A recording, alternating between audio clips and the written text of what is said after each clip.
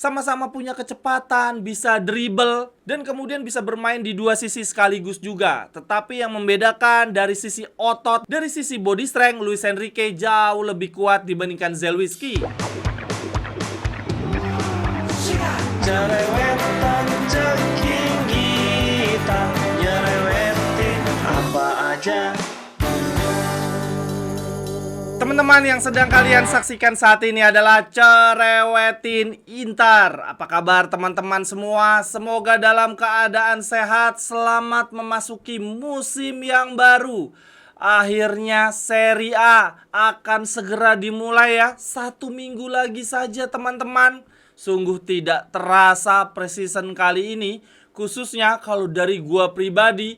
3 minggu berturut-turut kegiatan offline terkait Inter-Interan. Diawali dengan event 4 sehat 5-0, lalu lanjut minggu depannya pitch perfect, dan kemudian 1 minggu setelahnya, yaitu weekend yang lalu, gua kembali datang ke Museum Inter punyanya Mas Ivan Adesaputra bersama dengan 2 kawan pemenang giveaway Tour de Museum. Nah, ini berarti teman-teman, setelah 3 pekan gua super sibuk ya setiap weekend, untuk kedepannya udah nggak ada lagi nih jadwal offline teman-teman. Ya, semoga ada ya kegiatan-kegiatan berikutnya. Tetapi setidaknya ini berarti gua bisa kembali fokus untuk cerewetin Inter. Untuk cerewetin Inter hari ini teman-teman, gue mau cerewetin pertandingan terakhir kita ya, uji coba melawan Olympiakos, dan juga persiapan Inter secara umum di preseason kali ini. Yang mana teman-teman, Inter melakoni 4 laga uji coba dalam waktu 1 bulan. Setiap 1 minggunya ada 1 pertandingan.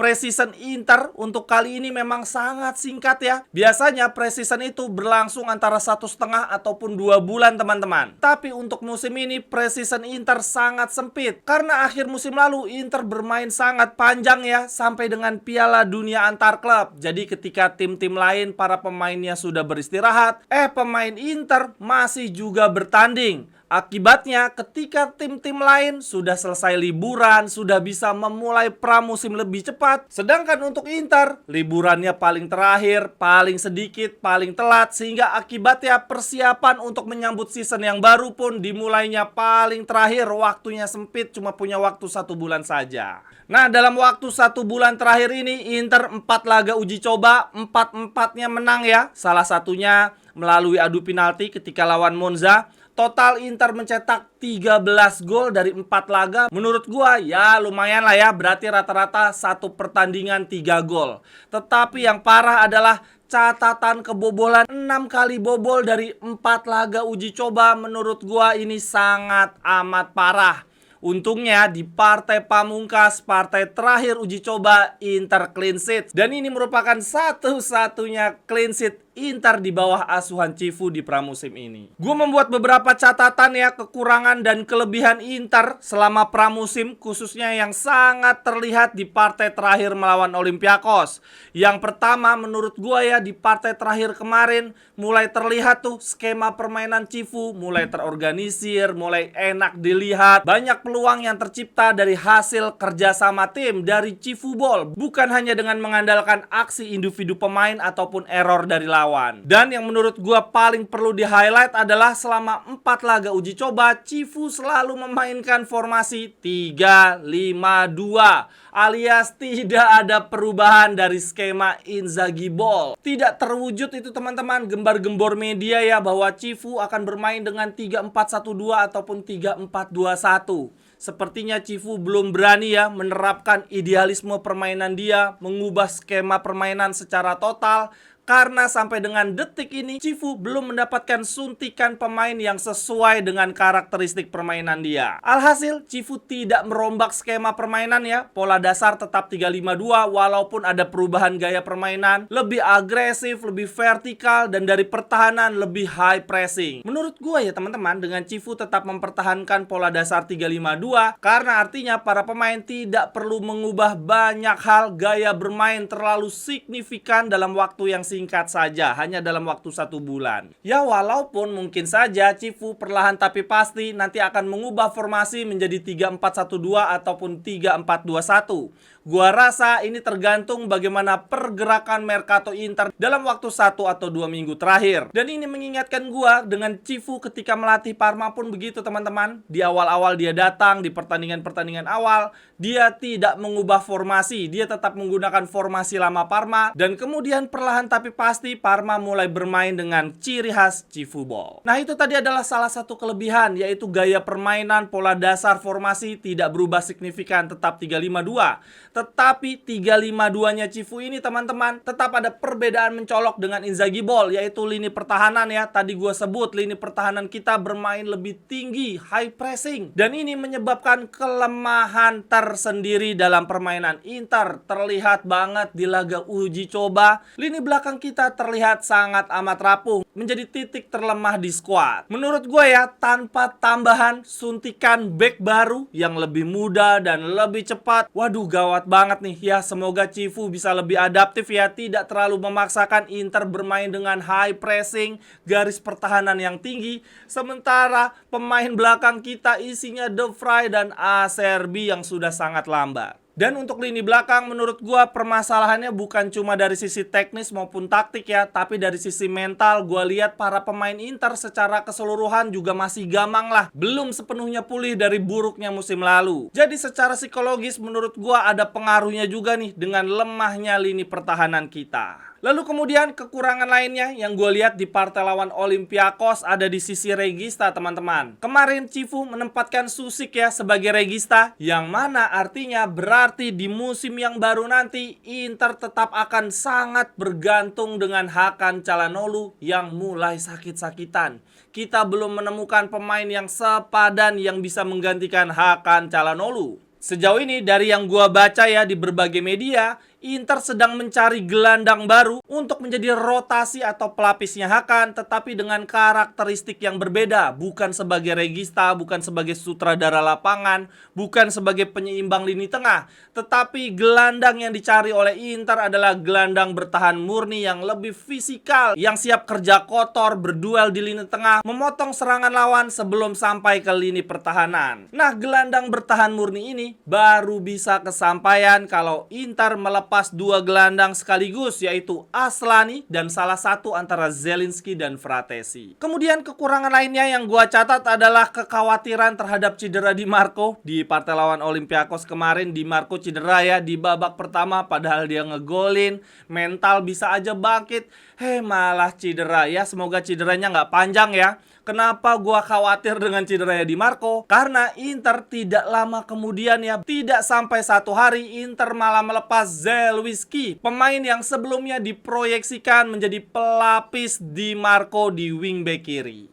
Itu tadi catatan gua mengenai kekurangan. Sementara untuk kelebihannya, tadi di awal udah sempat gua sebutkan ya, bahwa permainan mulai terorganisir, kemudian pola permainan tidak berubah 3-5-2, artinya proses adaptasi tidak perlu terlalu radikal. Kemudian catatan positif gue yang ketiga adalah lini depan kita komposisinya sangat dalam. Menurut gue dua penyerang ini adalah upgrade ya secara kualitas dibandingkan Arnautovic Korea dan Taremi di musim lalu. Kemudian catatan positif gue yang lainnya adalah menurut gue combo Barella Susik sangat amat bagus, saling mengisi. Lalu kemudian catatan positif lainnya, dan menurut gue ini yang paling perlu digarisbawahi, yaitu perkembangan Luis Henrique selama 4 laga uji coba. Sangat amat luar biasa ya teman-teman. Dan ini gua melihat Cifu sangat suka dengan Luis Henrique. Bahkan dia didevelop menjadi pemain yang bisa mengcover 2 posisi sekaligus, kanan dan kiri. Teman-teman pada nyadar nggak? Di eranya Cifu, Luis Henrique mendapatkan menit bermain lebih banyak dibandingkan Zielinski. Ketika sisi kanan absen, Dumfries absen, yang dimasukin Luis Henrique. Nah begitu juga di sisi kiri, ketika Di Marco atau Augusto absen, yang dimainkan bukan Zielinski, melainkan Luis Henrique. Sepertinya ya Cifu ingin memaksimalkan Luis Henrique untuk bisa bermain di 2 posisi sekaligus. Sebetulnya ya kalau gue lihat gaya permainan Luis Henrique dengan Zielinski tidak jauh berbeda. Sama-sama punya kecepatan, bisa dribble, dan kemudian bisa bermain di 2 sisi sekaligus juga. Tetapi yang membedakan dari sisi otot, dari sisi body strength, Luis Henrique jauh lebih kuat dibandingkan Zielinski. Mungkin saja ini menjadi salah satu dasar ya yang membuat Cifu lebih memprioritaskan Luis Henrique dibandingkan Zielinski. Dan bahkan rela mengorbankan Zielinski dilepas ke Atalanta. Teman-teman, ternyata gue udah cerewetin Inter sejak 2019.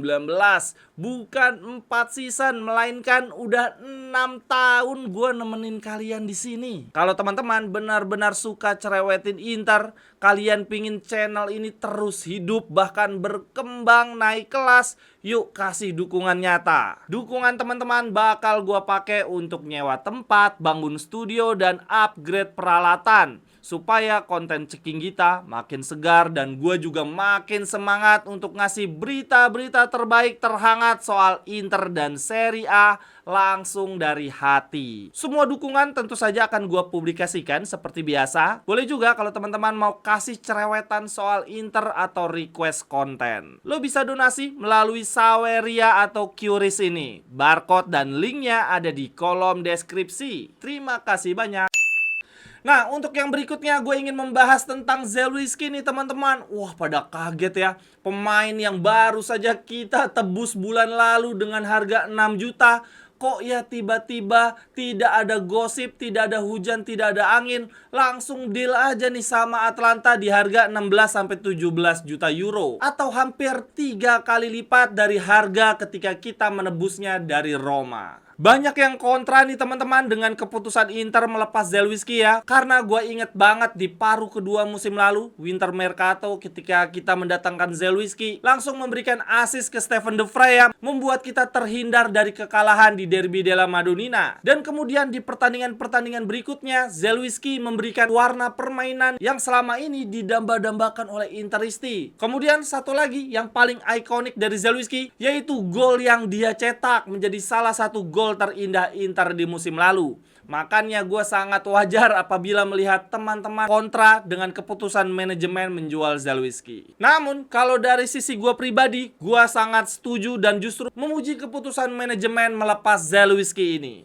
Kenapa gue memuji teman-teman? Karena gue melihat bahwa Inter lebih memilih mengorbankan Zelewski daripada mengorbankan Pavard ataupun Bisek. Gue justru akan kontra, akan kecewa apabila Inter melepas Bisek dan Pavard. Memangnya apa nih hubungan melepas Zelewski dengan Pavard dan Bisek? Karena kan posisi mereka sangat berbeda. Nah, kalau dari analisis gue teman-teman, Inter melepas Zelewski yang posisinya adalah wingback kiri, nanti uang penjualannya akan digunakan untuk membeli center back yang baru yang saat ini sangat dibutuhkan oleh Inter. Sebelumnya beredar kabar bahwa Inter akan melepas salah satu antara Pavard dan Bisek demi mendapatkan suntikan bek baru yang lebih mudah dan cepat. Nah, kalau kayak gitu caranya, menurut gua ya gali lobang tutup lobang, menjual bek bagus demi mendapatkan bek bagus lainnya. Apa bedanya? Nah, dengan menjual Zelewski, menurut gua ini keputusan yang tepat. Kita tidak perlu mengorbankan 2 bek terbaik kita dan justru akan menambah 1 bek baru di lini pertahanan. Yang sejauh ini kemungkinan besar adalah Omar Solet ya, backnya Udinese. Lalu yang menjadi pertanyaan berikutnya adalah bagaimana nih posisi wingback kiri kita? Siapa yang akan melapis Di Marco apabila Zelewski pergi?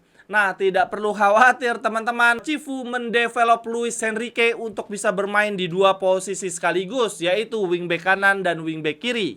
Dan jangan lupa juga kita masih punya Carlos Augusto loh ya teman-teman, yang musim lalu tampil sangat bagus menjadi backup bahkan menjadi wingback kiri utama kita. Untuk di musim ini sebetulnya Carlos Augusto diproyeksikan untuk menjadi pelapis Bastoni ya sebagai center back kiri. Akan tetapi dengan asumsi Zelewski dilepas 17 juta euro lalu kemudian kita membeli back baru, ya sudah, sebetulnya posisi center back kita akhirnya aman ya. Kita mendapatkan 1 back baru dan kemudian ada Pavard dan Bisek yang masih bertahan. Ini artinya Carlos Augusto yang semula diproyeksikan menjadi backup Bastoni bisa dikembalikan posisinya menjadi wingback kiri. Wingback kirinya aman, lini pertahanan juga aman. Nah, tapi teman-teman, ini gue baca ya di beberapa media dikatakan bahwa Pavard semakin hangat untuk pindah ke Arab nih teman-teman. Ya sudah, nggak apa-apa. Kalau Pavard dilepas, kita akan membeli back baru ya dengan uang hasil penjualan Pavard. Yang mana artinya Inter akan mendapatkan 2 tambahan back baru di musim ini. Dari uang hasil penjualan Zelewski dan uang hasil dari penjualan Pavard. Semoga uangnya bisa digunakan untuk mendapatkan back yang lebih mudah dan lebih cepat, yang sesuai dengan karakteristik permainan Cifubol. Nah, kalau menurut pandangan teman-teman gimana nih Inter di pramusim ini? Apa yang sudah oke dan apa yang masih bikin was-was? Silahkan tuliskan cerewetan teman-teman di kolom komentar. Sekian dulu untuk cerewetin Inter hari ini. Terima kasih untuk yang sudah menyaksikan. Kritik, saran, ajakan kerjasama bisa hubungi gua di link yang ada di kolom deskripsi. Sampai ketemu di cerewetan-cerewetan berikutnya. Bye-bye, thank you. Cerewetan ceking kita, nyerewetin apa aja.